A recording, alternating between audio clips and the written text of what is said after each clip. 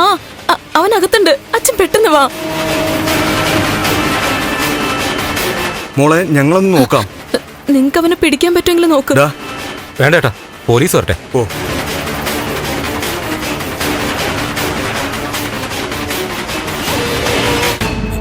അന്നവരെ വിട്ടയക്കുമ്പോ ഒരു കരാറുണ്ടായിരുന്നു. ദേവിക്കെതിരെ തിരഞ്ഞെടുപ്പിൽ നിൽക്കാൻ പാടില്ല. ആ കോൺട്രാക്ട് അവർ ബ്രേക്ക് ചെയ്തു. അവരെ തീർക്കും ഞാൻ. എനിക്കെതിരെ അമ്മ മത്സരിക്കുന്നതിൽ നീ ഇടപെടണ്ട. ഞാൻ ഇടപെടും. ഈ തെരഞ്ഞെടുപ്പില് ദേവിക്കെതിരെ ആരും മത്സരിക്കണ്ട. ഋഷി, എനിക്ക് ജീവിതം തന്ന ആളാ ദേവിക. ദേവിക്ക് ആരും എതിർക്കണ്ട. ഇത് വലിയ കഷ്ടമായല്ലോ. ഋഷി, എന്നോട് ഇഷ്ടമുണ്ടെങ്കിൽ നീ ഒന്ന് പോണം. ദേവികോട് ഇഷ്ടമുള്ളതുകൊണ്ടാ ഞാൻ പോവില്ലെന്ന് പറയുന്നത്.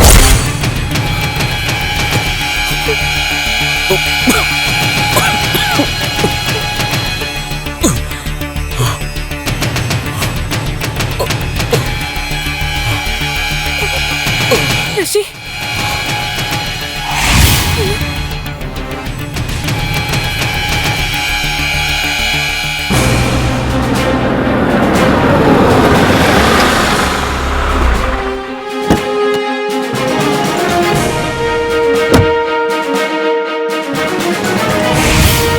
നിങ്ങളൊക്കെ വന്നപ്പോഴൊരു ധൈര്യം വന്നത്.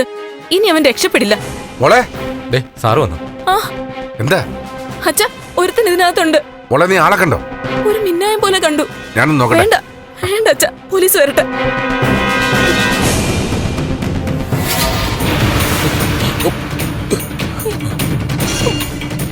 ഋഷി, ഋഷി, ഋഷി,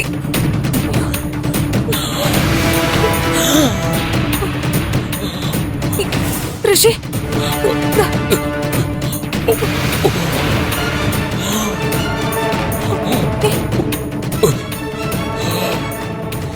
ഋഷി, നീ ഒന്ന് ഇറങ്ങിപ്പോയേ.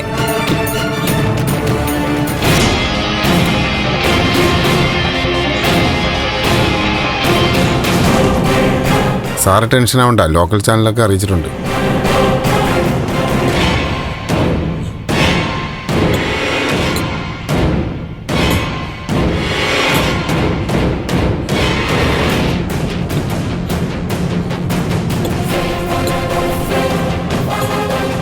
ഋഷി, ഞാൻ ഓക്കെ. ഞാൻ അവരെ കൊല്ലും. ഋഷി, നിന്നോട് പോവാനാ പറഞ്ഞേ. രജനി ചേച്ചി ആളുകളെയൊക്കെ വിളിച്ചു കൂട്ടിയിട്ടുണ്ട്. അവരൊക്കെ വന്നാ ഇവിടെ എന്താ നടക്കാന്ന് അറിയാലോ. ദേവിക എവിടെ? ദേവിക അവളുടെ റൂമിലുണ്ട്. അത് ശരി, അവളെ ഒറ്റയ്ക്കാക്കിട്ടാണോ നീ ഇവിടെ വന്നിരിക്കുന്നത്? അവള് റൂമിലാ.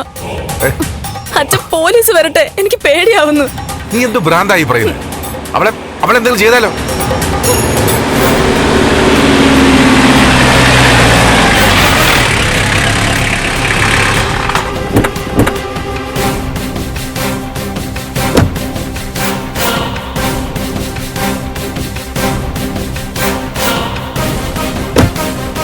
എന്താ സാർ, ആരാ അകത്തുള്ളത്?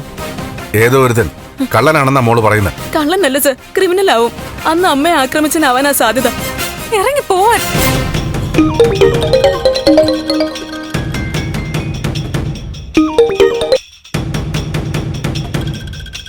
വന്നേ. ഋഷി, നിന്നോട് വരാനാ പറഞ്ഞേ. വരാൻ.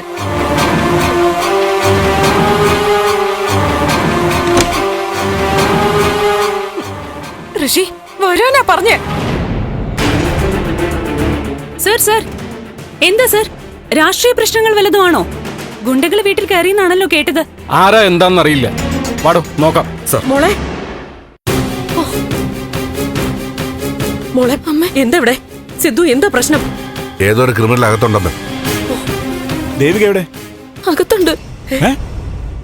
വരാൻ. വരാനല്ലേ പറഞ്ഞേ. വാ, ഇങ്ങോട്ട് വാ. ആ, നിങ്ങൾ വാ.